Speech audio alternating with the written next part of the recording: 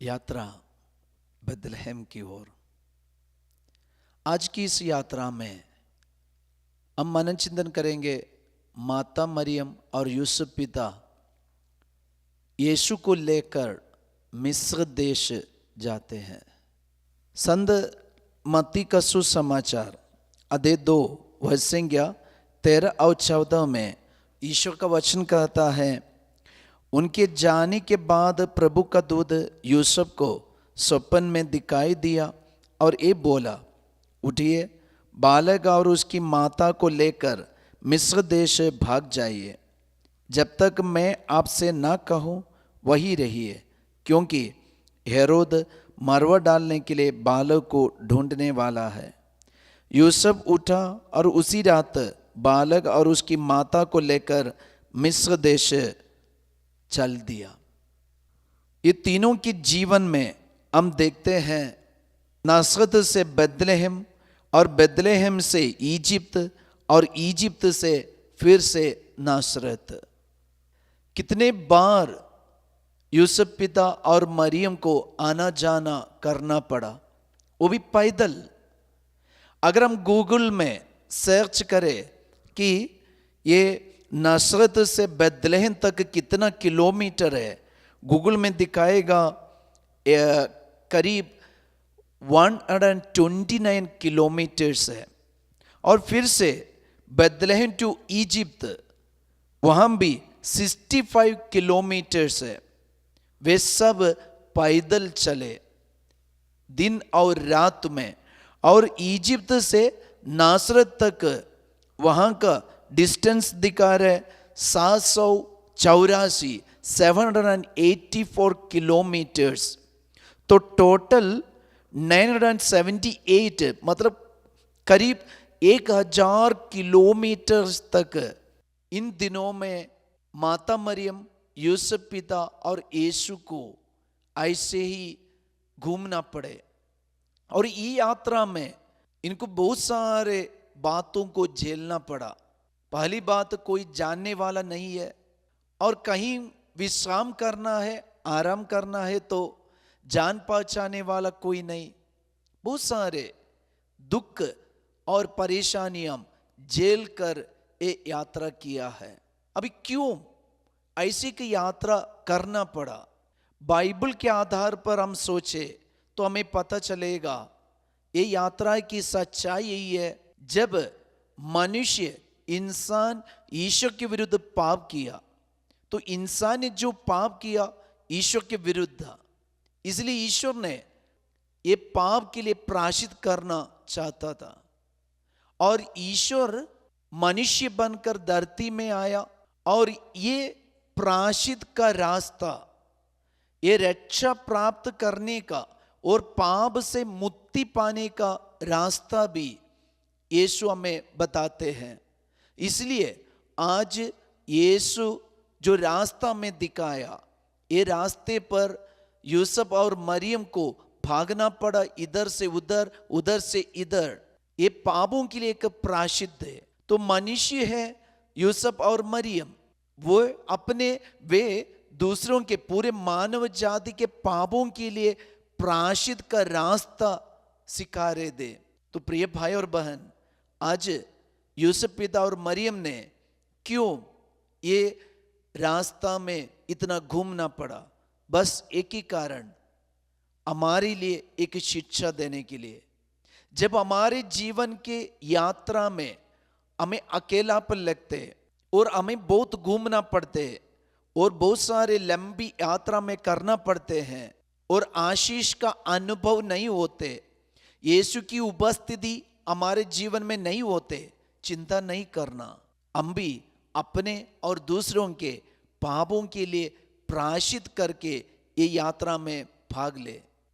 ऐसे एक व्यक्ति था, वो बहुत सुंदर और बहुत शक्तिशाली था। वो अपने जीवन में, जिंदगी में ढूंढ रहे थे कौन है शक्तिमान। उनका नाम है ओफेरो। ये ओफेरो शक्तिमान को ढूंढकर ऐसे एक राजा के पास पहुंच गए, जिस राजा ने करीब 33 या 33 राजाओं को वध किए दे। तो 33 राजाओं को वध करके अपने देश के साथ सारे छोटे छोटे देश को जोड़ दिए, इतना बड़ा बन गया था। और फेरो को ये मन में आया कि यही है शक्तिमान। वो राजा के पास जाकर राजा से अनुनय विनय किया, राजा देखो मेरे जानकारी में आप है शक्तिमान, इसलिए मैं आपका एक अनुयायी, एक शिष्य बनकर आपके साथ रहना चाहता हूं। जब राजा ने ये ओफेरे को देखा, तब देखने में बहुत सुंदर लड़का और बहुत शक्तिशाली, राजा ने इनको अपने पास रख दिया। एक दिन ओफेरो और ये राजा मिलकर कहीं जंगल में घूम रहे थे, तब राजा अचानक ऐसे एक दृश्य देखा, वो देखकर डर के मारे पीछे हट रहे, भाग रहे। इस वक्त ओफेरो ने पूछा, आप क्यों भाग रहे, आप क्यों इतना डरे?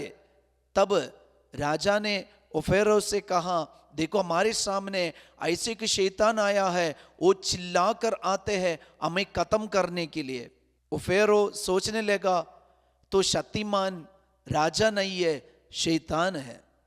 इसलिए ओफेरो अभी राजा को छोड़कर ये शैतान के पास जाकर उससे अनुनय करने लगा, देखो मैं आपका एक अनुयायी बनना चाहता हूं, मुझे समझ में आया ये दुनिया का सबसे शक्तिशाली आप है, इसलिए मैं आपका शिष्य बनना चाहता हूं। शैतान को बहुत खुशी मिला, पहली बार एक व्यक्ति पूछकर मांगकर मेरे पास आ रहे। ओफेरा को अपने साथ में रखा और ऐसे कई दिन बीत गया। एक दिन ओफेरो और ये शैतान मिलकर ऐसे घूम रहे थे, इसी वक्त ये शैतान एक कूस के सामने पहुंच गए। जैसे कूस को दिखाई दिया, शैतान चिल्लाकर अपने सेना के साथ वहां से भागने लगा। जब ओफेरा इनसे पूछा, आप क्यों डरे, क्यों भाग रहे? तब शैतान ने उनको बताया, हम कूस के सामने कभी नहीं आ सकते, अगर कूस के सामने हम आए हम शिथिल हो जाएंगे, इसलिए कूस हमारे लिए ठीक नहीं है।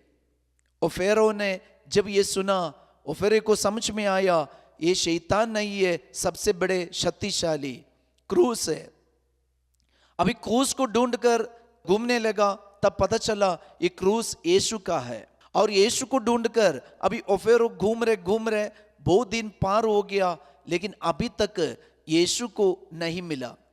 एक दिन ओफेरो ऐसे ही एक नदी के किनारे बैठे थे, इस वक्त अचानक वहां एक आंधी तूफान आए। ये आंधी तूफान के चलते वहां के नाव का ओनर और नाव का मालिक नाव को बांधकर जल्दी अपना घर चला गया। इस वक्त नदी के इस पार से उस पार जाने के लिए कई लोग आए, लेकिन मालिक नहीं है और ये इसको ले जाने के लिए, नाव में ले जाने के लिए कोई नहीं है, तो इन लोग परेशान हो गए। और फिर ये देखकर बहुत दुखी हो गए। उसने कहा, देखो चिंता मत करो, मैं शक्तिशाली हूं बोल के ये ओफेरो ने एक एक को अपने कंधे पर बैठाकर ये नदी पार करके उस पार पहुंचा दिए। ऐसे सबको उस पार पहुंचे और बहुत मुश्किल से ओफेरो इस पार तैर के आ गया। ऐसे विश्राम करने के लिए सोच रहे थे, अचानक ओफेरो के सामने और एक बच्चा का रोना सुनाई दिया। जब मुड़ के देखा तो एक छोटा सा बालक वहां बैठे हैं, वो भी ऐसे उस पार जाने के लिए कोशिश कर रहे, लेकिन उसको ले जाने के लिए कोई नहीं। ओफेरा को मन में इतना दुख लगा, ओफेरा ने कहा, चिंता मत करो, मैं आपको लेके जाऊंगा।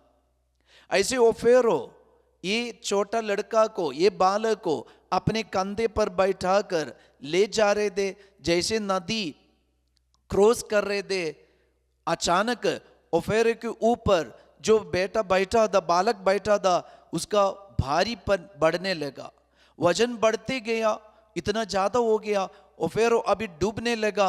इस वक्त ओफेरो आंखें ऊपर उठाकर देखा तो ये कंधे पर बैठा बेटा, ये बालक बैठकर हंस रहे। ओफेरो को कुछ समझ में नहीं आया। फिर से जब ध्यानपूर्वक देखा तो उसके सिर पर गोल्ड का एक रोशनी दिखाई दे रहे। ओफेरे ने पूछा कौन है, ढूंढने लगा। तब बाद में पता चला ये और कोई नहीं, बालक यीशु है। उस समय तक ओफेरो बालक को उस पर पहुंचा दिए और सारी बातें बोलने लगे। तब तक ये बालक यीशु गायब हो गए।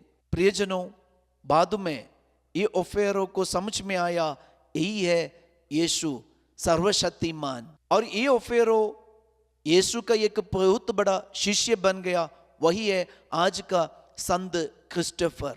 यात्रा में जाने वाले सारे लोगों का, सारे यात्रियों का पैटर्न सेंट है संत क्रिस्टोफर। कैसे संत क्रिस्टोफर अपने जीवन में यीशु को अनुभव किया हमें पता है। तो आज हम भी अपने जीवन में ये लंबी यात्रा में यीशु को अनुभव करने के लिए बहुत सारे मौका हमारे चारों तरफ है। कभी कभी हमें दुख की यात्रा है, कभी कभी हमें ऐसे अकेलापन की यात्रा में है।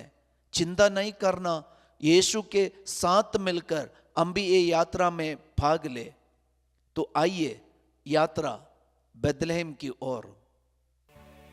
दूर आकाश में एक तारा देता प्रभु का पता, टिम टिम करके चमकता देता प्रभु का पता। आओ हम भी चले तारा के पीछे चले, आओ हम भी चले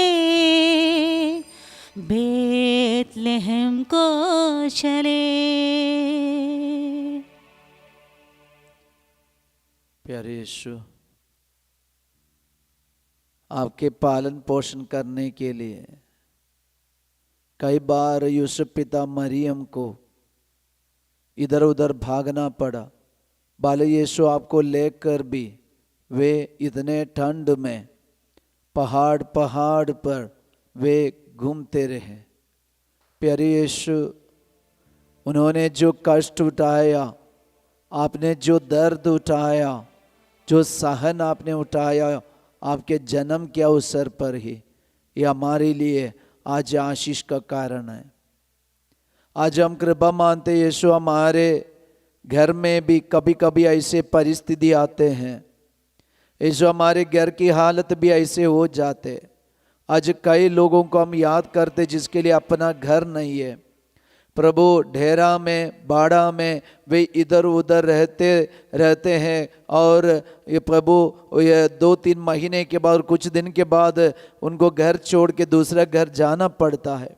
ऐसे कई लोग हैं, बहुत सारे लोग हैं जिनके लिए अपना घर नहीं है। आज उन सारे लोगों के साथ मिलकर यीशु हम प्रार्थना करते, आशीष मानते। और कई लोग हमसे ये प्रार्थना मांगे हैं अपने ट्रांसफ़र के लिए।